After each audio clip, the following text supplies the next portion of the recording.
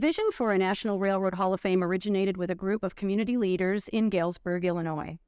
In 2003, resolutions of the U.S. Senate and the House of Representatives recognized the project and designated its home in Galesburg. Inductions began that same year, and to date, the Hall of Fame has recognized 54 men and women for their outstanding and significant contributions to U.S. railroading. Inductees are selected annually based on recommendations of our Rail Industry Advisory Group, and those are then approved by our Board of Directors.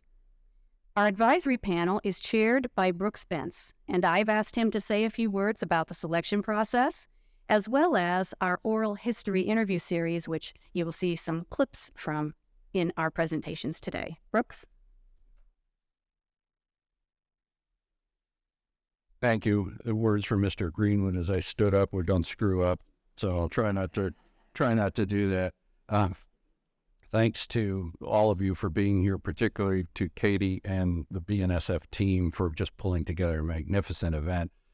It's really gone way above and beyond, and it's a memorable day. In fact, I can't think of anything more important going on in the U.S. today than this event. Well,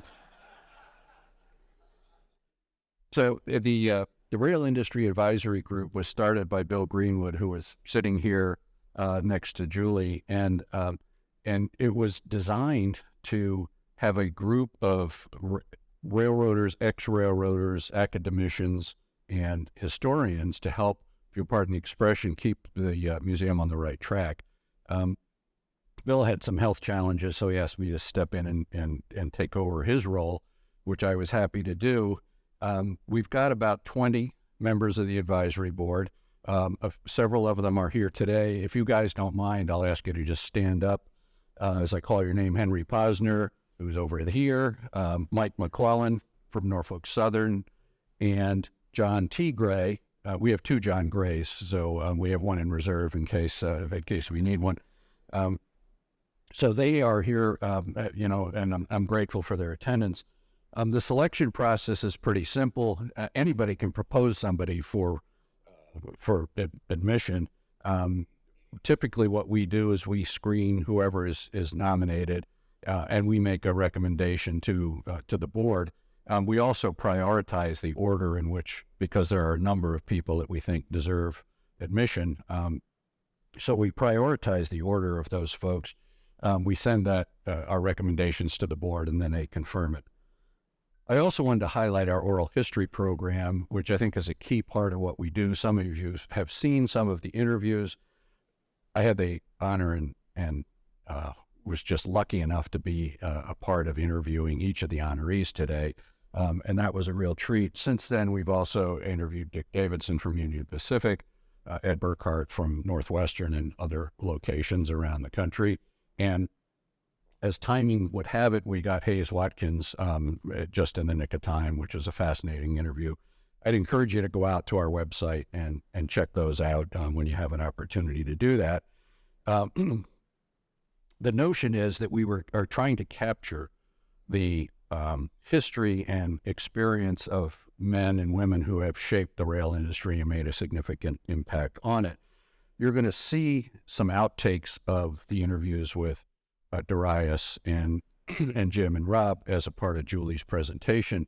I did want to point out, in the interviews, we typically do them in the home of the individual or in their office. In Jim's case, because COVID was still around, we elected to do that at the Courtyard Marriott in Wilmington.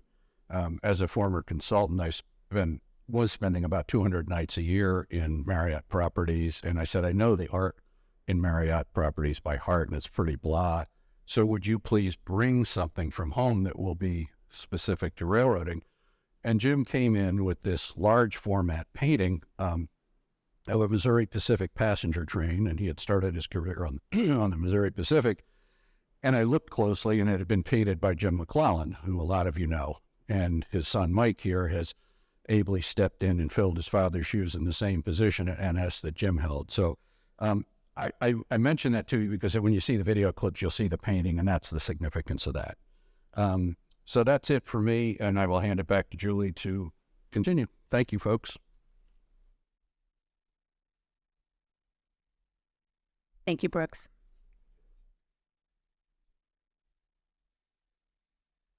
Stories of the lives of inductees have meaning for us all. They tell of our shared experience as Americans, how railroads transformed our nation and continue to shape its future. Their stories offer insight into the ongoing lives of our communities. Hundreds of towns trace their roots to the railroads, are served by them, and rely on them for economic well-being. And at their most fundamental level, stories of inductees tell of personal struggle and triumph, of individual vision, ingenuity, and courage in the lives of talented and determined, yet complex and imperfect human beings just like you and me. The power of these stories to inform, inspire, and transform all of us is at the heart of the mission of the National Railroad Hall of Fame. And now it is my privilege to share with you the stories of three men whose life's work shaped the American railroad landscape.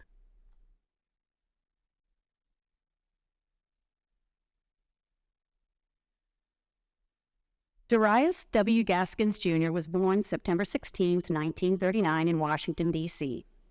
He attended West Point Military Academy, where he earned a Bachelor of Science in 1961.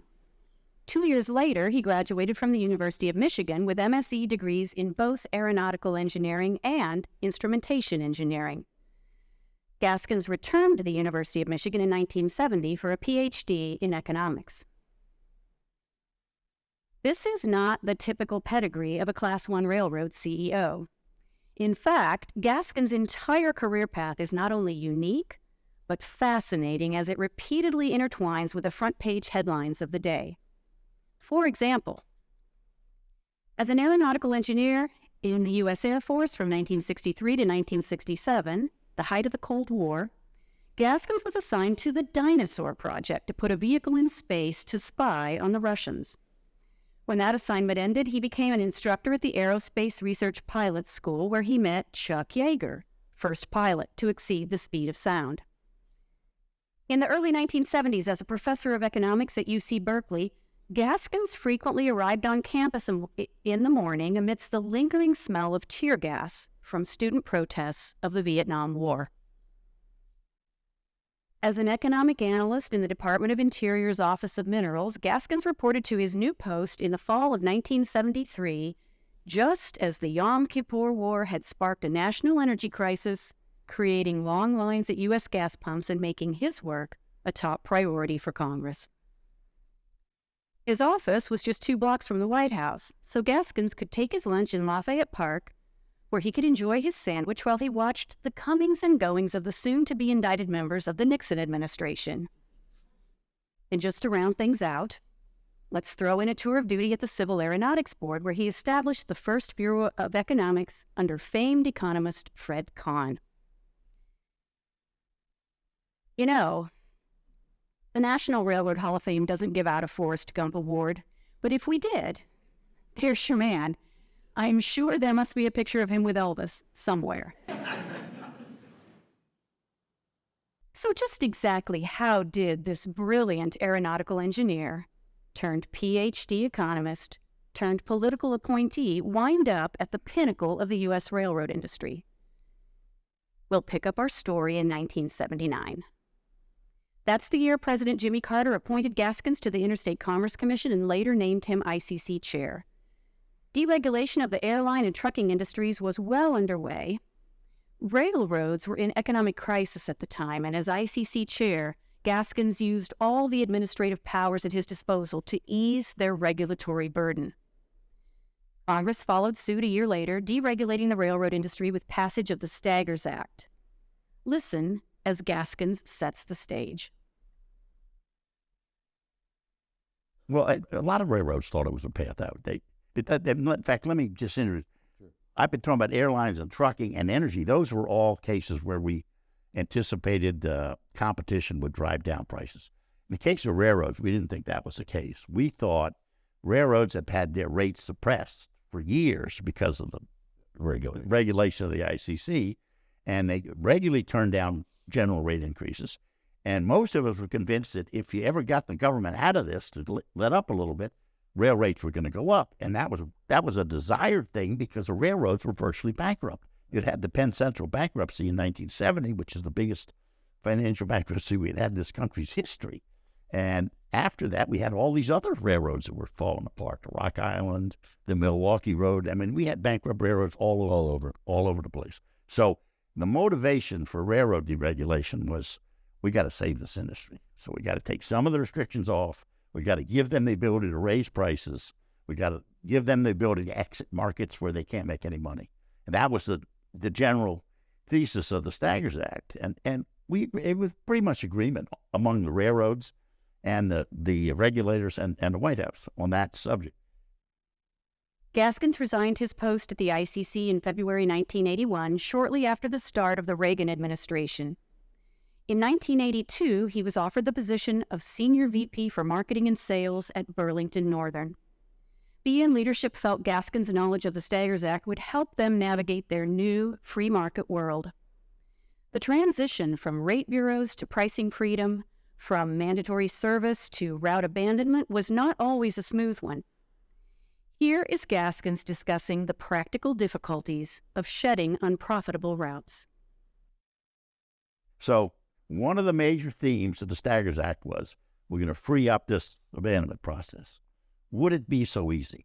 Because we thought that in the railroad industry, not putting on a different hat by the time I got ready to apply the Staggers Act, I was working for BN.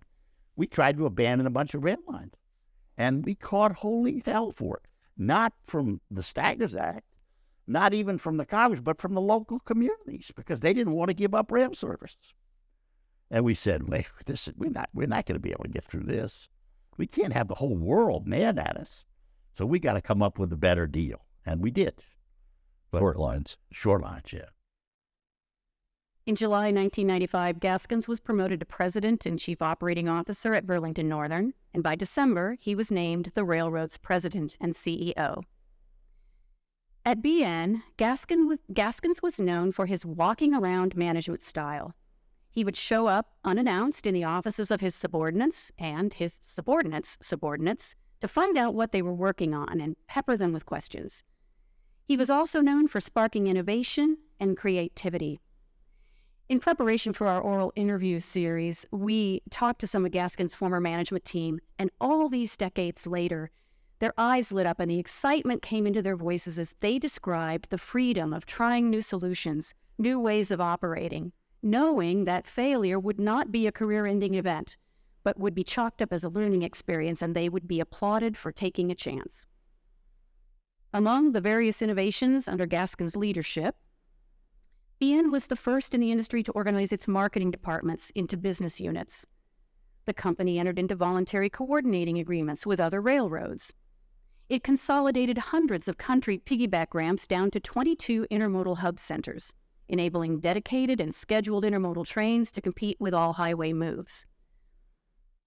Gaskins also addressed the efficiency and profitability of BN's grain business. He offered pricing incentives to grain companies that shipped commodities in shuttle trains, and he created certificates of transportation to put BN grain pricing in sync with seasonal demand. He explained it this way. I knew we had a problem. And the problem was we got our information about grain markets from our customers. And these guys like Cargill and so forth, they were the smartest guys in the world, but they're a lot smarter than we were. So we'd ask them what we should do with our rates, and the answer always came back, lower. You need them lower. So we'd end up, that's my favorite story, every winter, the Mississippi River freezes over. When it freezes over, you can't operate barges. When you can't operate barges on the Mississippi River, all you've got is trains. And lo and behold, if you look at our rates on a seasonal basis, they were always lower in the wintertime than they were in the summertime. And I said, what in the world are we doing here? I mean, and so that started me thinking. And then when I turned it over to Greenwood, I said, Bill, I didn't solve this problem. It's not satisfactory. I'm not happy with it. Solve it. And we had gotten fairly close to our grain customers by this time. And we knew some people that were in the business, but were not necessarily with Cargill, because they were our biggest grain shipper. And we hired a couple of them to help run grain department, and that was the challenge I gave them and Bill gave them, is figure out what we do with these grain rates, because we're not smart enough to know where they should go. There's a whole world out there where things are affecting grain shipments. We don't have the apparatus to figure it out. That's what they do. And they came up with this idea, well, we'll take advantage of what they know. We'll create something called the COTS program, Certificate of Transportation. We'll take 40% of our capacity and we'll put it out for auction. Why 40%? Because the ICC, we couldn't get the ICC to permit us to do much more than that. We have to tiptoe the line, because we were afraid that if we put it all out there, they would block it. So we said, we want to just do 40%. And ironically, the arrangement was we auctioned it off, and then we had a computer information system that kept track of the prices. And we'd auction it for price, we'd get paid for that. Subsequently, the grain companies would buy and sell, trade between themselves, and we would post the results on our computer. So therefore, we were able to keep track of the rail rates. What's going on? Shipments to the East Coast are going up. It's because there's demand. We didn't see the demand. We just saw the rates go up. So we got our information about our rate structure from the transactions that were entered into by the savvy grain customers, right? And they got to play. What they like to do was trading. They were trading all over. And so it was a great success. During his years with Burlington Northern, Gaskins earned a reputation as an innovator, a risk-taker, and a champion of research and development. Gregarious and jovial with a keen intellect and a curious mind, Gaskins didn't wear his rank on his sleeve, nor did he regard company hierarchy, but sought out talented employees wherever he found them. Colleagues describe him as extraordinarily ethical and a managerial, not an academic, economist who was interested in the practical implications of an idea and how it would help people. Gaskins resigned his post at Burlington Northern in April 1989, having successfully led the company into the post-Staggers era. Through his work at the Interstate Commerce Commission, Gaskins helped establish the free market climate that ushered in an American rail renaissance. We celebrate these accomplishments by honoring Darius W. Gaskins Jr. with induction into the National Railroad Hall of Fame.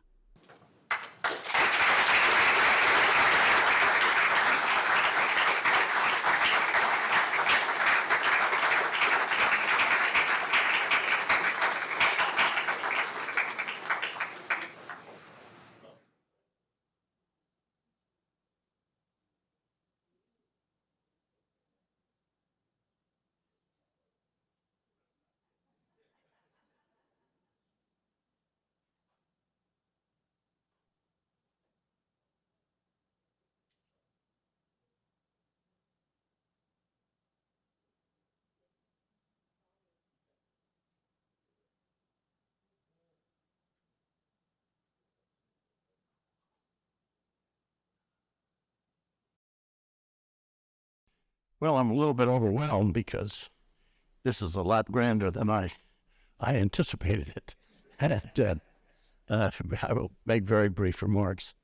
Obviously, none of the things that I did accomplish or attempted to accomplish could be done without people. No one person in any organization does it all. And I was blessed by having some really fine employees at the ICC, at the Burlington Northern, and in the rest of my life. So I attribute this award to those folks, and thank them very much for what they did for me. Now, I'm going to end just by paraphrasing something that Douglas MacArthur said about soldiers. He said, all soldiers who never die, they just fade away. And I would say this about railroaders. They never die, they just fade away. But actually, they do die, so I bet that's right. But I'm fading away. I left the business pretty much behind, did a little consulting here and there. And I moved back to Ipswich, Massachusetts, where I'm not known as Mr. Gaskins, the railroad tycoon, but as Stephanie's husband and Iris's grandfather. So I've been humbled, but I really enjoyed my history with the industry and with the regulating community. Thank you all very much.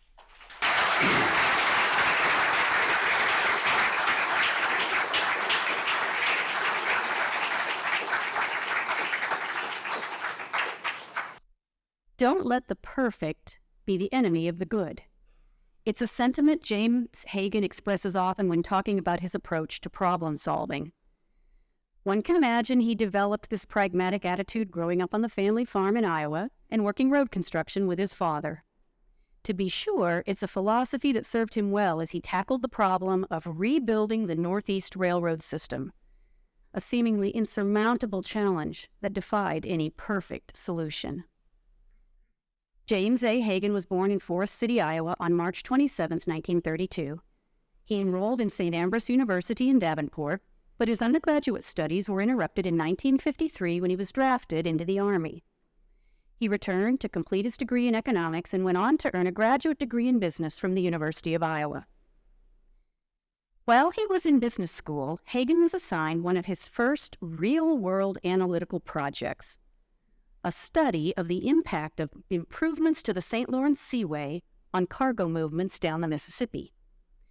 Some states had already conducted studies that predicted large shifts in traffic to the St. Lawrence. But Hagen's careful analysis told him those studies were wrong. He saw no impact on the Mississippi River. With confidence in his conclusions, Hagen marshaled his facts and prepared to defend a position that he well knew differed from popular opinion. He presented his results to the governor. The report was accepted, and history bore him out. The mighty Mississippi had nothing to fear from an improved St. Lawrence Seaway. Now, the young Hagen couldn't have known it at the time, but he was simply cutting his teeth for what would be a lifetime of economic analysis to support sound public policy decisions. After business school, Hagen joined the Missouri Pacific in the pricing department. He studied the MOPAC's business lines and made recommendations on which ones were profitable and which ones should be abandoned.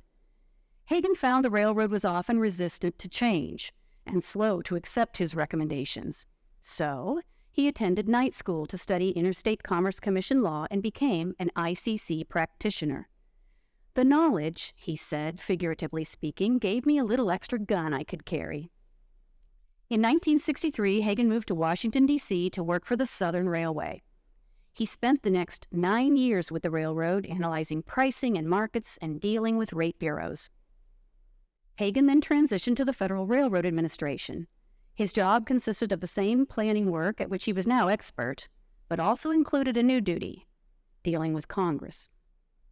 The year was 1972, and railroads were foremost on Congress's mind. The Northeast rail system was on the verge of collapse. Companies whose roots stretched back to the earliest days of U.S. railroading were filing for bankruptcy. Their demise marked a seismic shift with enormous implications for freight and passenger service. Some factions believed the solution was to nationalize the bankrupt lines and deliver the freight out west, where it would interchange with the real railroads. Finding a solution to the crisis would become Hagen's #1 priority at FRA. Here's how he described it. Penn Center's blowing up. And all the littler railroads are blowing up as well. And the eastern railroads are just finally just disintegrating. And I could see it before I ever went over there. I could see it at Southern, that it wasn't going to work, what they were doing. Undersecretary of Transportation says, well, Jim, you're the guy that studied this. What should we do? That's how it got started. The administration wanted to figure out what to do. And we had about, 6 or 8 people down there working on that. Hagen and his team undertook the monumental task of restructuring the system. They identified almost 16,000 miles of excess trackage between St. Louis and the Atlantic coast. There'd be places where there'd be 2 railroads, 3 railroads in the town, and we'd have it boiled down to 1. Or there were places where we'd say, you're not shipping anything, you're not going to have a railroad. And that, in those days, was quite a shift in thinking, not only for the railroads, but for the customers and for the regulators and local communities. The thought of losing their hometown railroads was too much for many congressmen and their constituents to swallow. Congress decided that it couldn't trust Hagen and those gunslingers at FRA, so in 1974, Congress created the U.S. Railroad Association to develop a final system plan for the Northeast. Ironically, Hagen was appointed the head of operation and planning at USRA, where he moved and continued his work. In July 1975, he was named the association's president. Hagen and his team crafted a plan to form the Consolidated Rail Corporation, or Conrail, from trackage of the bankrupt lines. Before it could take effect, however, the plan had to be approved by Congress. That was part of this 3R Act, was that you only have X amount of time, so many days to study this problem. And we decided to put out a preliminary plan to start with, to let kind of take the heat off, and then come up with the final plan. The piece of legislation, Brooks, was really well done from this standpoint. And this was due to the Undersecretary of Transportation, John Barnum, at DOT. The piece of legislation that created it said that Congress can disprove this, you can vote it down, or you could approve it, but you can't change it. You can't fix it here and fix it there, and you'd never get to it. And that's the way they wrote it. And so we used to go over to Congress. Some congressmen have a problem. And I'd go over there, and they would beat me up something terrible about some branch line or something. And then we got all through, and they said, well, thanks for coming, but we're going to vote for it anyway. Congress approved Hagen's final system plan, and on April 1st, 1976, Conrail took over virtually all rail operations in the Northeast. Hagen left USRA the following month to return to the Southern as a corporate planner. But a year later, he joined Conrail as Senior VP of Marketing and Sales. Hagen took an overall analytical approach to Conrail's marketing, dividing business into segments and developing products targeted at those segments. But the railroad was losing serious money. Hagen proposed trimming branch lines and fine-tuning the commodity mix, but his plans were repeatedly rejected by government regulators. So then we kept looking at what made money and what didn't make money. And we ran all of these rough and ready studies. They weren't very sophisticated, but, here again, don't let the perfect drive out the good. Do what you can. So we studied it, and we said, wow, we got business that makes money. We got business that would make money if we had the right structure. We have business we're not handling because we don't have the right structure. We got businesses we shouldn't be in. We got services that we're providing that we shouldn't provide, like transit and special switchings and so on. So let's tackle that. Well, then, of course, commerce guys are saying, hey, we might have a real problem here getting this through. So we thought, we really don't care. When you're losing $1 million a day, your feeling about change is much different than if you were making money. So we said, well, let's tackle it. So we started putting together different scenarios of different plans of trying different things. And Interstate Commerce Commission wouldn't go for any of it. They blocked everything we were doing. And so we just kept pushing them. In fact, Dan O'Neill was a chairman of came up to Philadelphia, got on the train, came up and said, you guys got to stop. You're not going to get anything done. Why don't you sit down and work with us, and we'll work this out, and you get the rate structure. I said, well, okay, here's 10 of them. Why don't you try these? Well, no, we can't do those.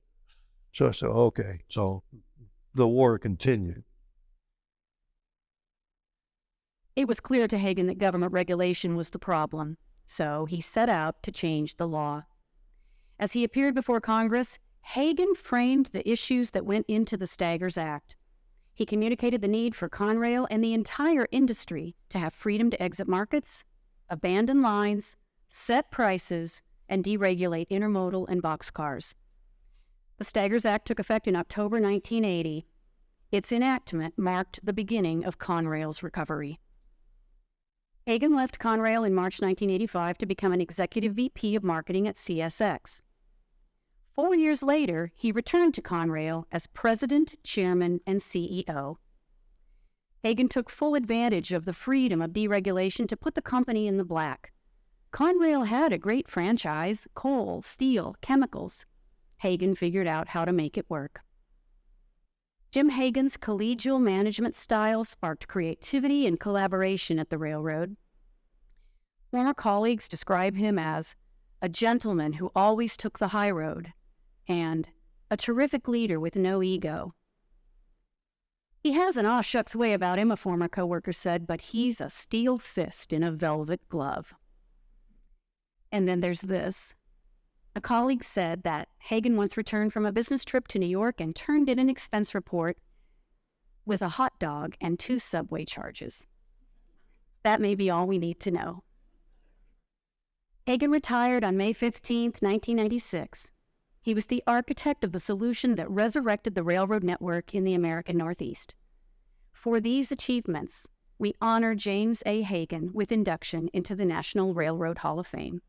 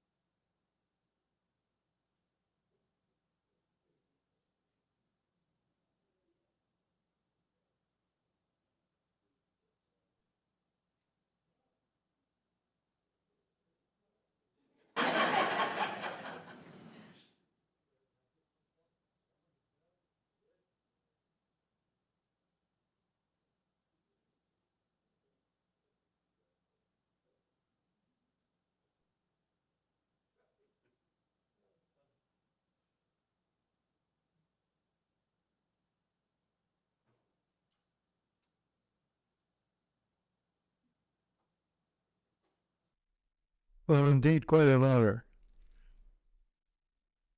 And I wish to thank the Hall of Fame and the Board of Directors and the Advisory Committee for this great honor. Also, I'd like to thank the mainly Santa Fe for this elaborate surroundings here, and we really appreciate that. But most of all, I'd like to thank Matt and Joe, and my son Joe, and my daughter Peg, for their relevant support in some pretty trying times over the years, but related. When you think about what happened, think about you went to work and the people you work for, the people you work with, people who work for you, you gained this expertise and knowledge that you could apply in how you decided to do things. And you could see what worked and you could see what didn't work. And you could also see things that needed fundamental change. But to get there, what you really needed was what you recognized as you went along was you had a lot of very talented people in all the ranks of the railroad. And you had some people that were good at management. You had people that were great problem solvers. You had other people that had great strategic vision. And we coupled all those people into a group that was going to go forward, and it really did work. Well, the reason it worked is those people weren't there because they had a job. They were there because they wanted to fix something. And so that's what made Conrail successful. And so I want to thank the people for having done this. Now, it did have one additional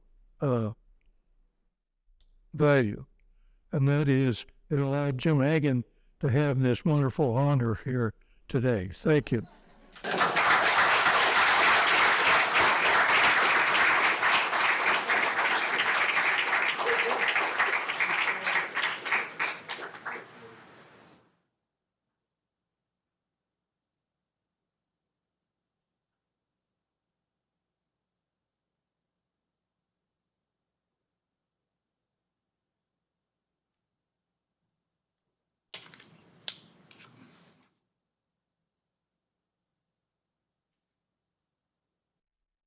Rob Krebs' college buddies were aghast. A Stanford graduate and newly minted Harvard MBA, Krebs had just rejected a career opportunity with Morgan Guarantee in New York to take a job with a railroad. In what must have felt a little like an intervention, his friends pulled him aside. "Rob, don't you know the railroad industry is dying?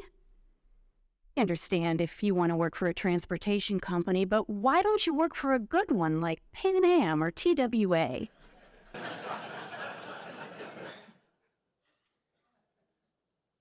Krebs' questionable career choice was informed, in part, by geography. He had grown up in Sacramento, and in his words, he thought the sun rose and set in Northern California. When he met a Southern Pacific job recruiter at Harvard, Krebs didn't hesitate to take the chance to head back west. He enrolled in SP's management trainee program starting in the summer of 1966 as a switchman in the West Oakland yard. But his second day on the job, Krebs fell getting off a moving boxcar and broke his wrist. The injury got him transferred to a desk job in Chicago, where he helped prepare statements for SP witnesses testifying before the Interstate Commerce Commission. The ICC was considering the proposed Union Pacific-Rock Island merger, an epic business battle with the potential to disrupt the status quo across the Midwest, and Krebs had a front-row seat for the action. With the benefit of hindsight, that broken wrist almost seems fortuitous, preparatory. Industry consolidation would be a theme throughout his career. Once his trainee program was complete, Krebs rose quickly through the SP ranks. His initial job was in Bakersfield on temporary assignment to handle potato harvest in April 1969. Then to Coos Bay as assistant trainmaster, to Portland's Brooklyn Yard as trainmaster, and on to East St. Louis as terminal superintendent. East St. Louis was the second largest railroad interchange in the U.S. and an absolute mess due to both operating problems and crime. A tower operator in the IC had been shot not long before Krebs arrived for duty. So, one of the first things he did was ask the head of SP's police force to help him get a gun, a Colt .45, and the pair went out to a practice range. They decided to stake out their yard and catch the folks who were looting their cars. It turned out to be their own SP switchman. From East St. Louis, Krebs was assigned to Pine Bluff, Arkansas as division superintendent of the Cotton Belt, and then transitioned to Houston as assistant general manager for the Texas and Louisiana lines.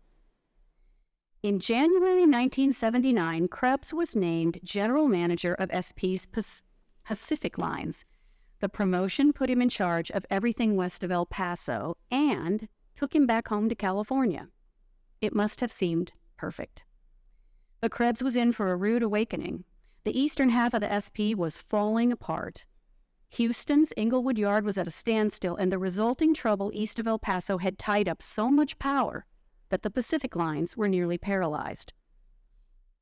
The day after Christmas, 1979, Krebs and two SP managers flew to Houston and met up with the head of marketing for the eastern half of the railroad, Joe Neal. Neal had already broken the bad news about Inglewood to Southern Pacific CEO Ben Biagini, a formidable figure, to put it mildly. Krebs picks up the story from there. So Biagini got all upset, and that's when he made me superintendent or the vice president of transportation. And I went down there with these guys. And Neil knew we were coming, and he hired a helicopter. And we went out and we flew over the giant Inglewood yard. And all we saw were thousands and thousands of railroad cars. There wasn't that much of a track that didn't have a car on it. And nothing was moving. In the meantime, there were 42 trains set out on the main lines, east and west of Houston, that couldn't go anywhere because Houston was blocked. So Lacey, he gets this idea. He goes into the middle part of the classification yard, and he couples 5 tracks together. And see, this is the day after Christmas, so this is probably right around the first of the year now. And he couples them together, and he hauls them out on the Bel Air sub, which is this old branch that we didn't really use for anything. And there were cars in there. There were carloads of Christmas trees, and he just left them there. We delivered those Christmas trees in March, and because then he Pre-season. open up. Yeah, he could open up a little avenue to get things going. And it took us 4 months. I stayed down there most of the time. And finally, after 4 months, I called one morning, and there was not one train set out on the Texas and Louisiana lines. Getting Inglewood Yard moving again was one of the biggest challenges of Rob Krebs' career. It required a massive effort in problem solving, and there was no easy fix. Krebs and his team opened that yard inch by inch. Their success had a profound impact on them all. One of the team remarked later that it gave them confidence to tackle any complex operating problem that would ever come their way. A few years later, Krebs was on a business car with Biagini running from New Orleans to Houston. After dinner, the 2 men went to the back of the car to look at the railroad. Krebs describes their exchange. So there we are, cruising along 79 miles an hour, nothing but green signals. The track is just so smooth. And the moon, you could see the moon, and you could just see these steel beams. And Biagini turned to me and he said, "I can't tell you how much I enjoy this." That's about the nicest thing he ever said to anybody. I remember when I gave the eulogy at his memorial service. I remember quoting that. That was the difference between Houston then and Houston before that. Fast forward to 1986. After a failed merger attempt between SP and Santa Fe, Krebs was named CEO of the Santa Fe Railway. He was impressed by how well the railroad operated. As he put it, it just ran like a clock day after day after day, as opposed to the SP, which was, what calamity are we going to deal with this morning? Krebs capitalized on that great Los Angeles to Chicago routing to build the line's intermodal service. Fueled by partnerships with J.B. Hunt, UPS at Willow Springs in Chicago, and the Perot family in Alliance, Texas, the Santa Fe's operating income nearly tripled between 1990 and 1994. The railroad rewarded its investors with a 50% annualized return, 4 times that delivered by the stock market as a whole. Krebs knew the Santa Fe was not big enough to survive in the long term and would need a merger partner.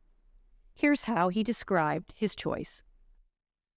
Anyway, I looked around and I thought the perfect railroad for us is Burlington Northern. Both Western railroads. They're Northern Tier, we're Southern Tier.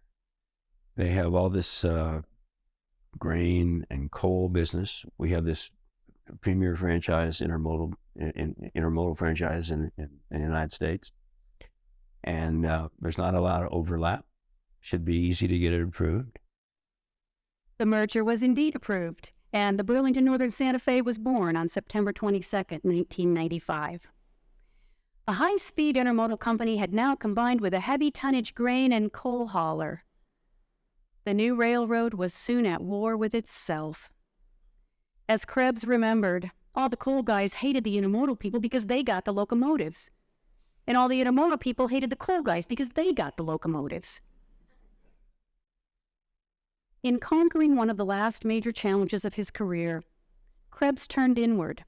It was his own personal growth and insight as a leader of people that Krebs said saved him from failure. He was guided by a wise mentor named Joe Gauld, founder of the Hyde School in Bath, Maine.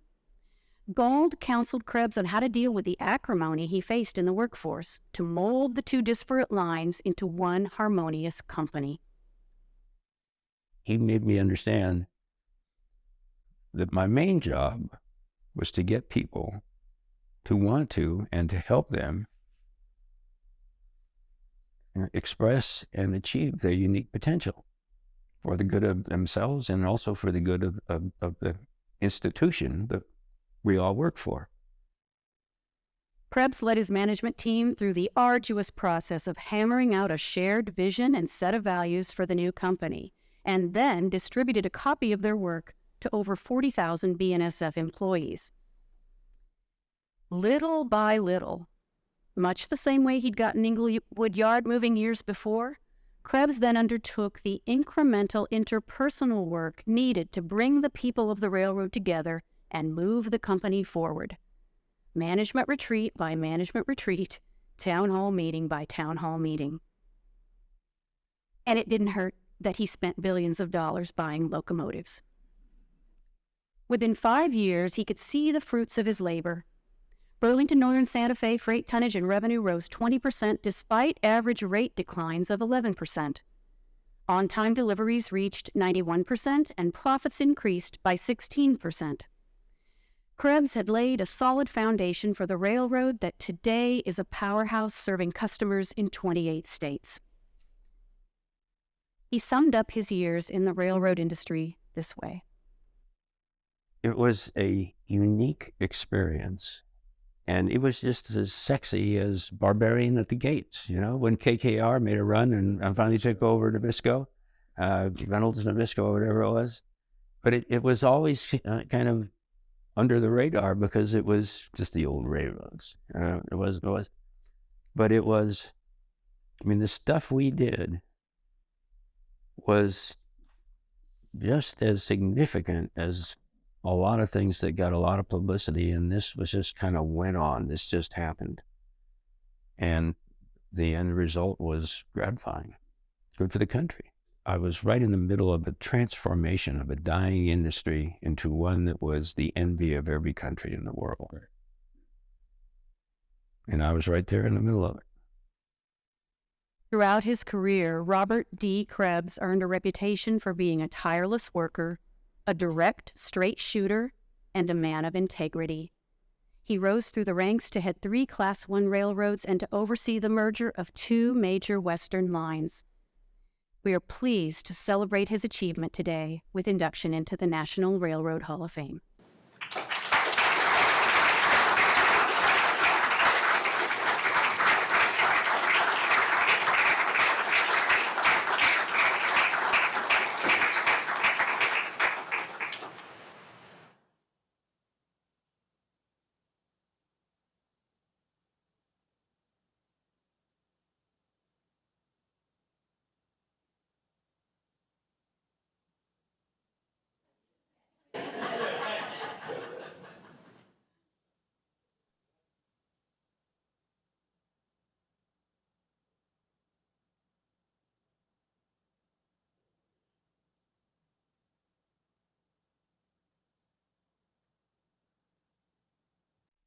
Well, before I say thank you for all this, I want to say thank you to Darius.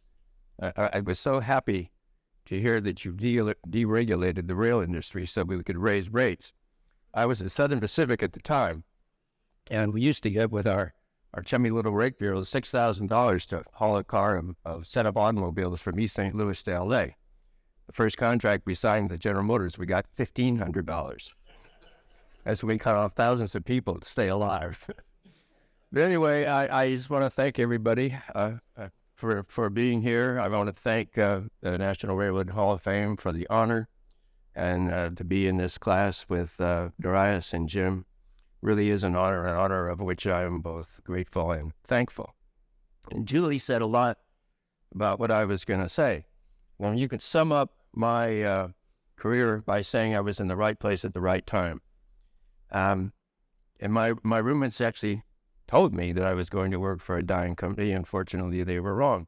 But for me, it was serendipity. Serendipity. I looked that word up to make sure I had it right. And the definition of serendipity is when something surprisingly good happens to you that you had no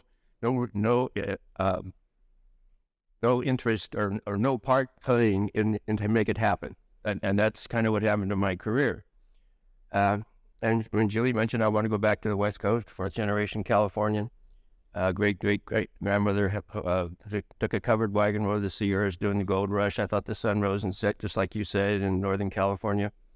So I went to work for Southern Pacific, was there for a little bit, and then, as she said, I spent the first 10 years in Bakersfield, Coos Bay, Oregon, Portland, East St. Louis, Pine Bluff, Arkansas, and Houston. And the best thing that happened over those 10 years was I met this beautiful young Swede by the name of Anne Elizabeth Lindstrom, and she married me. And we finally made it back to, in the field at Southern Pacific, what they called the Fountain of Knowledge. That was San Francisco, and sure enough, I got a call when we were having dinner one night, quiet dinner in the house we built to retirement. Ben Biage, and he said, guess what? We're merging with Santa Fe, and you're moving to Chicago. So we did, and we never looked back. And that set in stage a number of things. There was the merger that failed. There was the restructuring and the breakup of a giant holding company. And then there was a little Santa Fe left that eventually became part of a merger that worked. And I thought to myself, well, while this was going on, people would say to me, I hope you're taking notes because you could write a book about this, because there was a thrill a minute from in a number of these things that were going on. And I didn't think much about doing that. But then eventually, a few years ago, I thought that I should write this down, if nothing else, for posterity, for my family, for the future generations, the Krebs generations. It's a good thing that's what I wanted to do it, because Indiana Press published it. I think my royalty payment last year was $32 and some odd cents. But in the process of writing this thing, it dawned on me I'm not writing about one person's career. I'm writing about what Julie said is the transformation of an industry, one that goes from serial bankruptcies to a formulation of a freight transportation nationwide system, privately owned and privately operated, that is the envy of every industrial country in the world. That's what it is, and that's what it's become. And like I say, I was there at the right time, in the right place. I was part of that. And there are a lot of people in this room that were part of that too, that created what Julie said is the rail renaissance. And so I'm going to quote one little paragraph from my book, and that'll be the end. Finally, over the span of nearly 4 decades, I crossed paths with tens of thousands of rail managers and workers, senior staff, line managers, union leaders, trainmen and engineers, clerical forces, mechanics, and maintenance-away workers. While I wasn't very good at acknowledging at the time, they all made sacrifices, took risks, and did things they didn't want to do in order to facilitate the rail industry transformation. To all of them, I say thank you, and I say thank you tonight.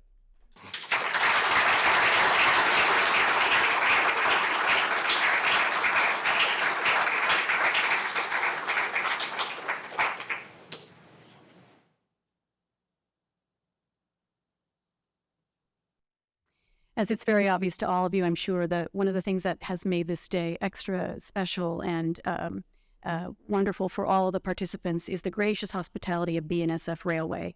And it is my pleasure at this moment to introduce Katie Farmer, President and CEO of BNSF. Thank you.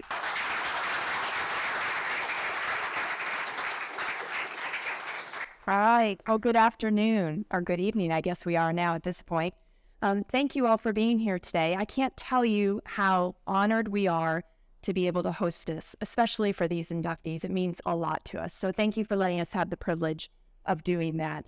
You know, the Railroad Hall of Fame is an important institution for our industry, as it's really the keeper of the history that's so incredibly personally important to all of us. The Hall of Fame provides the connectivity from our beginnings to where we are today. As many have said tonight, the greatest national freight rail network in the world. We are as relevant today as we were when the first tracks were laid well over a century ago.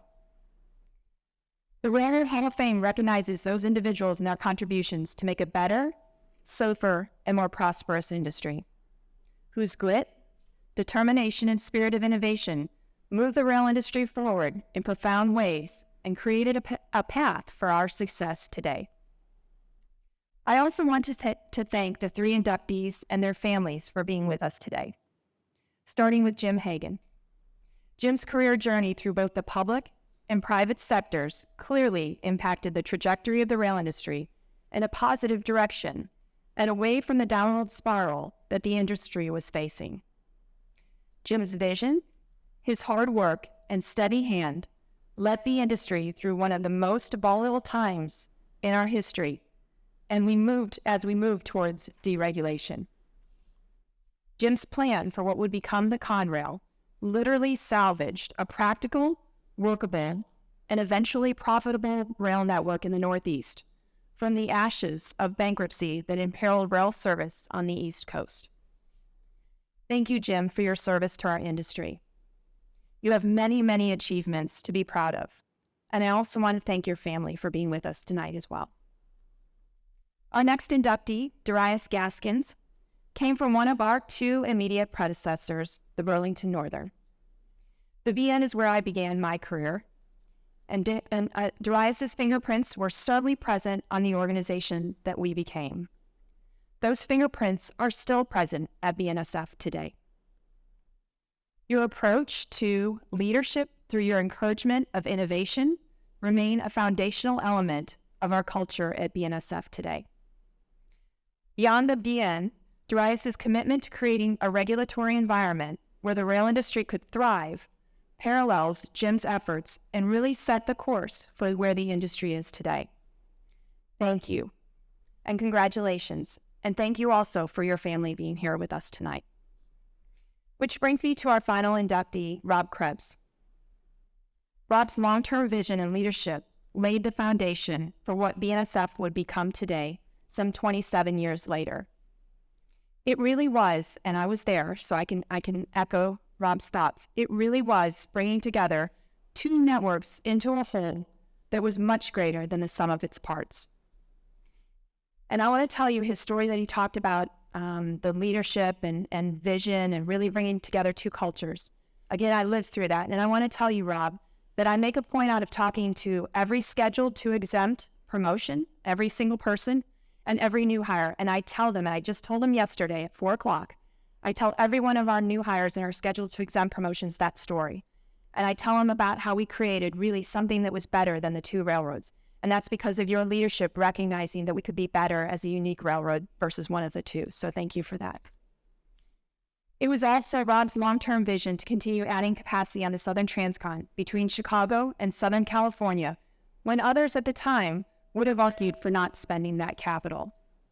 However, Rob knew that capacity was going to be essential for the coming growth that we've enjoyed in intermodal at BNSF. As those who know Rob know well, he had the determination to move right past those who said we couldn't or it shouldn't be done to reach that objective. I had the privilege of working for Rob, so I know well his drive and his work ethic firsthand. So thank you, Rob, for your leadership and for your vision. And thank you, Ann, Duncan, and Lena for being here today as well. All three of today's inductees share a passion and a love for this industry and dedicated their careers to improving it. I know I speak on behalf of everyone here today when I say thank you. Please, let's give today's inductees a final round of applause.